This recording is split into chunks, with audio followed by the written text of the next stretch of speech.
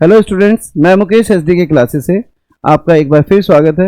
मेरी वीडियोस में हम रिलेशन एंड फंक्शन कर रहे हैं। पिछले वीडियोस तक हमने क्वेश्चन नंबर 12 तक कंप्लीट कर लिया है। आज हम क्वेश्चन नंबर 13 करेंगे। देखते हैं क्वेश्चन क्या है। क्वेश्चन है, show that the relation are defined in the set A of all polygons as R equals to P1 P2 such that P1 and P2 have the same number of sides is an equivalence relation। जो first part इस question का है वो ये है कि हमें polygons का सेट दे रखा है। पॉलीगन्स तो जानते हैं, पॉलीगन्स है कोई भी क्लोज शेप, ठीक है, जिसके पास n नंबर ऑफ साइड्स होते हैं। जैसे एक ट्राइंगुलर, एक क्वाड्रिलेटरल, पॉलीगन, ये सारे क्या है, पॉलीगन्स के एग्जांपल हैं। Simple figure have n number of sides, लेकिन क्लोज होना चाहिए, ठीक है। तो हमें जो सेट R है, सेट A जो दिया है वो पॉलीगन्स का सेट है, और R की जो डेफिनेशन है कि जो पॉलीगन्स है R में उनके साइड्स सेम है या इक्वल है, ठीक है। हमें ये प्रूव करना है कि जो ये रिलेशन है वो एक इक्विवेलेंस रिलेशन है। चलिए करते हैं।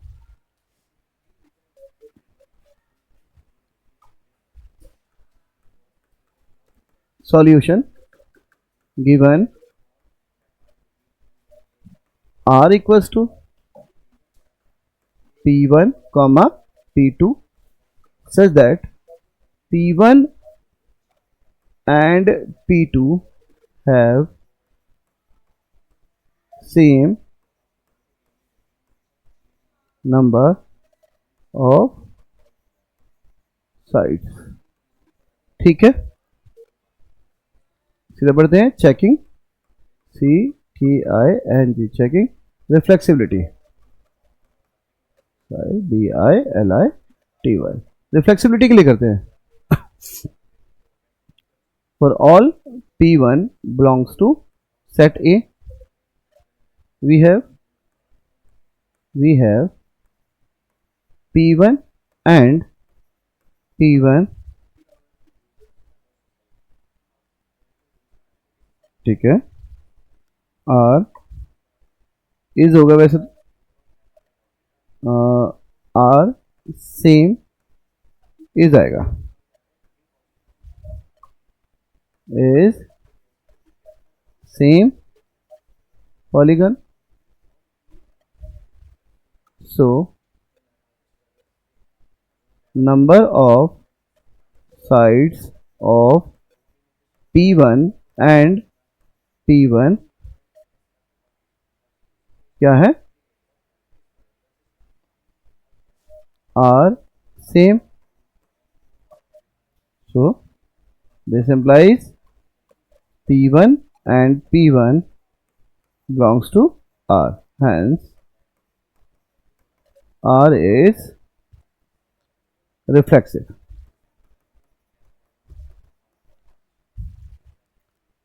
अगर हम P1 पॉलीगन ले लेते हैं सेट A में, तो P1 और P1 क्या हो गया, सेम पॉलीगन है, और क्योंकि सेम पॉलीगन है तो सेम पॉलीगन के साइड्स भी क्या होंगे, सेम ही होंगे, यानी नंबर ऑफ साइड्स इक्वल होंगे दोनों के। इसका मतलब P1 और P1 जो है यहाँ दिए गए रिलेशन में मौजूद है, और अगर P1 P1 दिए गए रिलेशन में मौजूद है तो हम कह सकते हैं कि ये एक रिफ्लेक्सिव रिलेशन है। अब चेक करते हैं symmetricity. Checking symmetricity,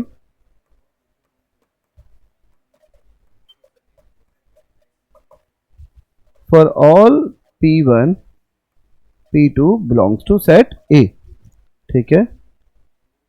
if P1 and P2 have same number of sides, ठीक है, then P2 and P1 also have same number of sides। This implies if P1 comma P2 belongs to R implies is P2 comma P1 also belongs to R. Hence R is symmetric. ठीक है, अगर symmetricity की बात करें तो दो polygon ले लेते हैं सेट ए में, एक है P1 एक है P2। तो यदि P1 और P2 के पास सेम नंबर ऑफ साइड्स है या कहें कि इक्वल नंबर ऑफ साइड्स है, तो हम ऐसा भी तो कह सकते हैं कि P2 और P1 के पास भी इक्वल नंबर ऑफ साइड्स है। अब हो रहा है, दोनों बातें हमारी पूरी हो रही है। इसका मतलब है कि यदि P1 और P2 R के पास है तो P2 और P1 भी R के पास होगा इस दिए गए रिलेशन में। इसका मतलब कि जो R है वो एक सिमेट्रिक रिलेशन है। अब ट्रांजिटिविटी चेक करते हैं।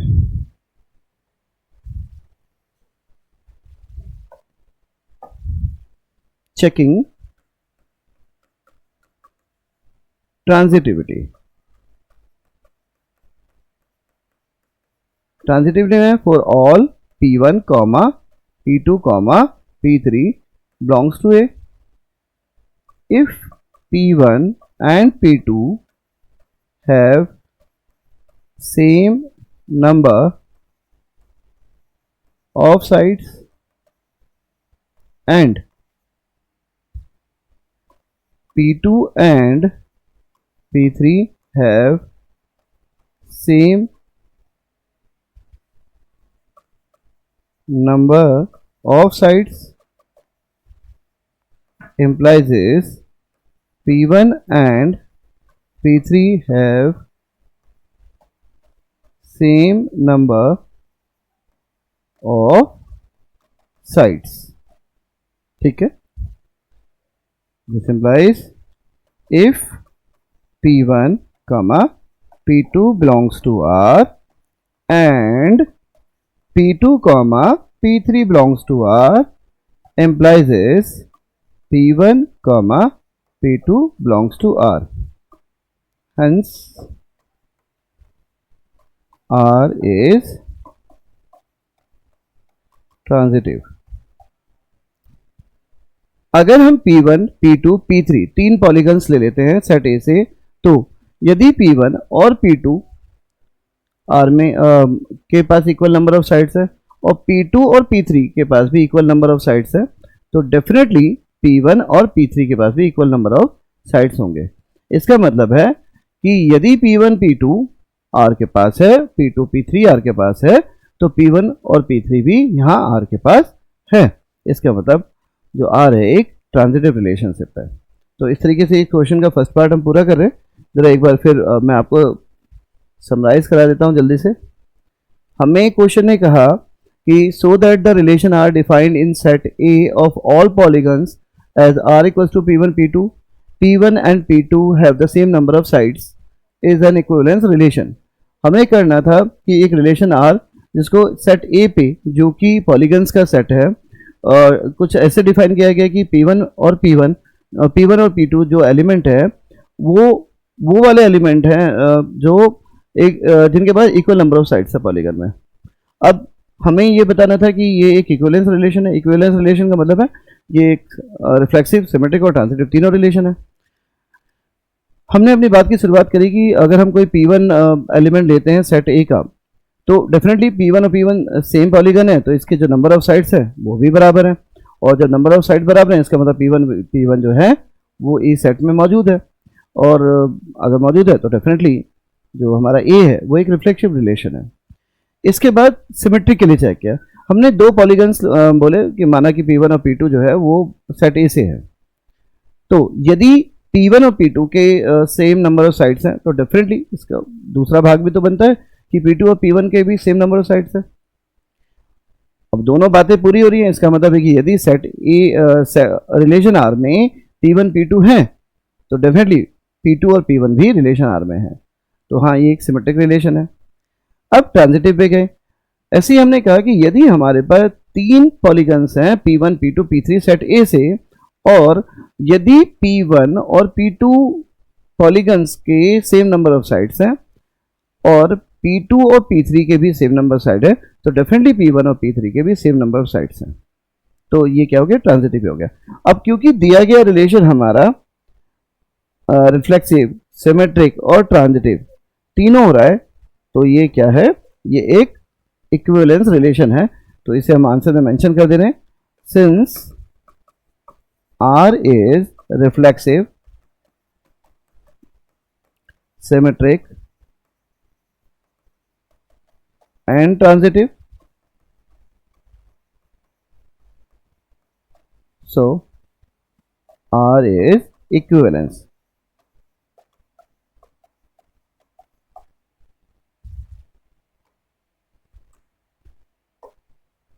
ये हमने आंसर को मेंशन कर दिया। अब क्वेश्चन के हम दूसरे भाग की तरफ बढ़ रहे हैं। जो क्वेश्चन का दूसरा भाग है वो क्या है, देखिए second part of the question is that what is the set of all elements, what is the set of all elements in A related to the right angle triangle T with sides 3, 4 and 5। ठीक है, ये कह रहे हैं कि set ए में वो set ए के वो सारे एलिमेंट जो ए से रिलेट करते हैं वो राइट एंगल ट्राइंगल हो टी के विद साइड 3, 4 और 5, यानी उनके जो साइड्स हैं वो क्या है, 3, 4 और 5 है। कौन कौन से ऐसे हैं या कितने हैं जो रिलेट करते होंगे, हम चलिए करते हैं, फिर से समझ लेते हैं। What is the set of all elements in A related to right angle triangle T with side 3, 4, 5। हमें उस सेट बताने ऑल एलिमेंट्स के क्या होंगे जो ए से रिलेट करते हैं, यानी यहाँ पे तो ए हमारा क्या था बेटा, वो पॉलीगन्स को रिप्रेजेंट करता था। हमें बताना कि अगर कोई ट्राइंगल टी है तो ए के कौन से पॉलीगन्स होंगे जो डेफिनेटली रिलेट करते हैं। ट्राइंगल से तो डेफिनेटली ट्राइंगल्स वाले जो पॉलीगन्स है केवल वही रिलेट करेंगे यहाँ ए से। चलिए उसे आंसर में कैसे लिखें जरा ये देखते हैं। जो हमारी आर की डेफिनेशन थी वो थी, शुरू करते हैं उससे, वी हैव अगेन, देखिए हम आर को दोबारा लिख रहे हैं। आर क्या था, P1, P2 such that P1 and P2 have same number of sides। ठीक है, अब लेट कर लेते हैं, अगर हम P1 इक्वल्स टू टी ले लें और टी क्या है, एक ट्राइंगल है जो मेंशन है, then TP2 is an element of R। इसी को थोड़ा सिंबॉलिकली अगर मैं लिखता तो ऐसे ही लिखता, सो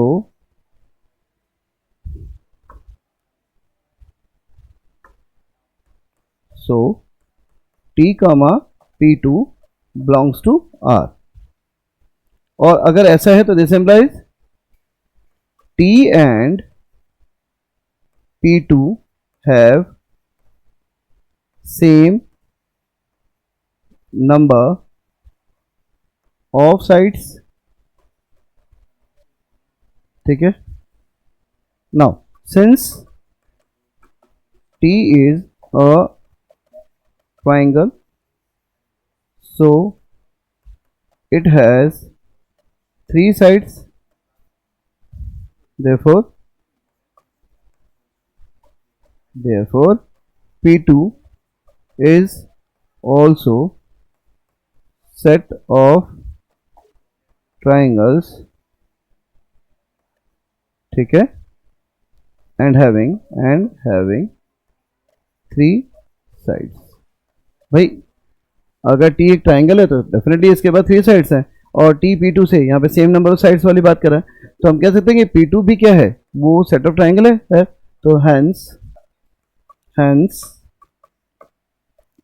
set of all elements in set A related to triangle T in set triangle T are set of all triangles. ठीक है, ये क्वेश्चन कंप्लीट होता है। यहाँ पे हमें बताना था कि सेट ए में जो ट्राइंगल टी, जो कि एक राइट एंगल ट्राइंगल है, ठीक है, और उससे रिलेट करने वाला सेट क्या होगा। तो हमने बोला कि भाई अगर हम टी को P1 की जगह ले लें, जो आर की हमारी डेफिनेशन थी वो थी P1 P2 such that P1 और P2 have the same number of sides. ठीक है, तो यहाँ पे ए से हमें क्या लेना था, पॉलीगन 1 की जगह हमने क्या ले लिया, टी, यानी ले लिया टी बेसिकली है कि एक ट्राइंगल है, राइट एंगल ट्राइंगल का यहाँ पे एंगल से कोई फर्क नहीं पड़ रहा क्योंकि यहाँ पे नंबर ऑफ साइड से था। तो जो टी है, टी के केस में क्या हुआ कि जब हम टी ले लेते हैं P1 की जगह, तो एक एलिमेंट टी P2 भी तो है हमारा किसमें, आर में, और अगर टी P2 है तो इसका मतलब है कि टी के पास जितने साइड्स हैं उतने ही साइड्स किसके पास है, P2 के पास भी है। केवल तभी टी P2 आर में हो सकता है। अब क्योंकि टी एक ट्राइंगल है तो डेफिनेटली P2 भी तो एक ट्राइंगल ही हुआ। हम कह सकते हैं इस तरीके से कि इसका मतलब है P2 के पास 3 साइड्स है। इसका मतलब हम ये कह सकते हैं कि सेट ए में मौजूद जितने भी पॉलीगन्स हैं उनमें से ट्राइंगल टी से जो रिलेटेड करने वाले एलिमेंट्स का सेट है वो भी ट्राइंगल्स ही हैं। इस तरह से हमारा क्वेश्चन नंबर 13 कंप्लीट हो रहा है। मिलते हैं अगले क्वेश्चन के सॉल्यूशन के साथ। अपना ख्याल रखें, बाय बाय।